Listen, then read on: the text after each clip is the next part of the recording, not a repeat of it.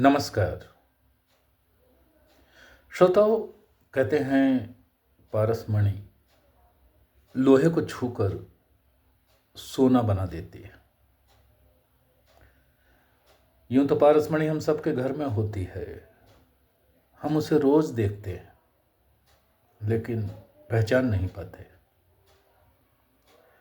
आइए इसे कैसे पहचानें, इसके लिए मैं एक छोटी सी कहानी आपको बताता हूं। एक पिता के 3 बेटे थे।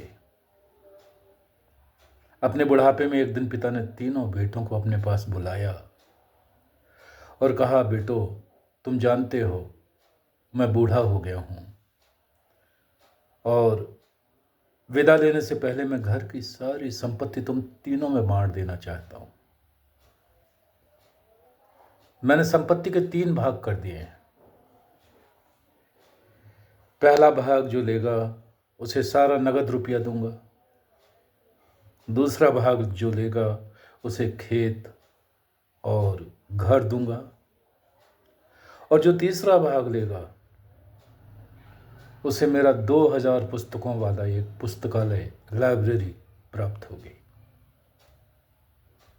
अब तुम तीनों विचार विमर्श कर लो कि कौन क्या लेना चाहता है। बड़ा कठिन प्रश्न था, है ना? लेकिन पिता की बात सुनी तीनों बेटों ने और आपस में चर्चा की और अपना निर्णय भी सुना दिया। सबसे बड़े बेटे ने अपना निर्णय सुनाया कि मुझे सारा रुपया पैसा चाहिए। मंझले बेटे ने कहा, मुझे खेत और घर चाहिए।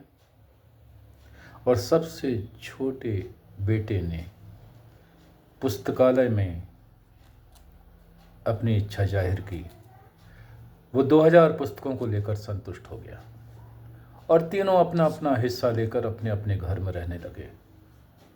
पिता दुनिया से चले गए। अब कुछ दिन और बीत गए। लगभग 10 वर्ष का समय बीत गया। इन 10 वर्षों में क्या हुआ? तीनों भाइयों के जीवन में बहुत बड़ा परिवर्तन आ गया। बड़ा भाई, जिसके पास नगद रुपया था ढेर सारा, वो पैसा अब तक खत्म हो चुका था और बल्कि कुछ बुरी लतें भी बड़े भाई को लग गई थी। मंझला भाई, जिसके पास खेत और घर थे, वो अभी सुरक्षित थे। खेत भी था, घर भी था, लेकिन मंझले भाई का जीवन ठहरा हुआ था। जहाँ के तहाँ था, खेतों का उत्पादन होता, वो खाता पीता और समय कटता जाता था। जिंदगी गुजारना मकसद बन गया था। पर जो सबसे छोटा भाई था, जिसके हिस्से में पुस्तकालय आया था, वो आज आसपास के क्षेत्र का प्रकांड विद्वान था।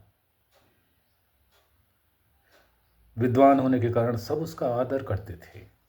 स्वदेशे पूज्यते राजा, विद्वान सर्वत्र पूज्यते।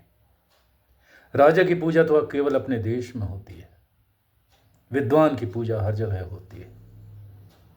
और विद्वान होने के कारण वो धनवान भी हो गया था,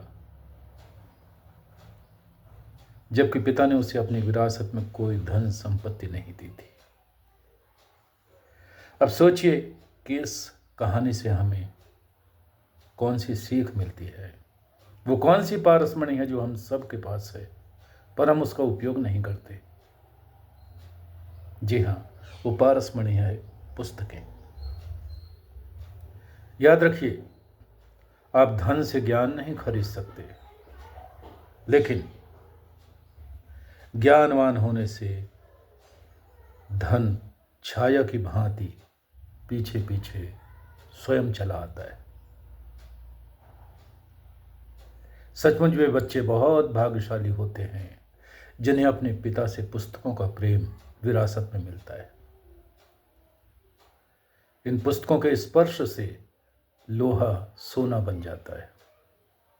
जी हाँ, पारसमणि की तरह। तो मैं बस यही कहता हूँ कि आप स्वयं भी 5 मिनट, 10 मिनट या 15 मिनट, जितना भी आप कर सकें, रोज पढ़िए, प्रतिदिन पढ़िए। अपने बच्चों से भी कहिए कि बेटा 5 मिनट प्रतिदिन पाठ्यक्रम से हट के अच्छा साहित्य पढ़ो। महीने 2 महीने में ही आपके व्यक्तित्व में परिवर्तन आने लगेगा, सोच बदलने लगेगा, तौर तरीके बदलने लगेंगे, जीवन बदलने लगेगा और जो बातें, छोटी-छोटी बातें जो आज बड़ी-बड़ी लगती हैं, उनकी सच्चाई सामने आने लगेगी। ये ज्ञान की महिमा है। तो बस मैं यही कहूँगा कि बस 5 मिनट रोज़ पढ़िए और इस पारसमणि का चमत्कार देखिए।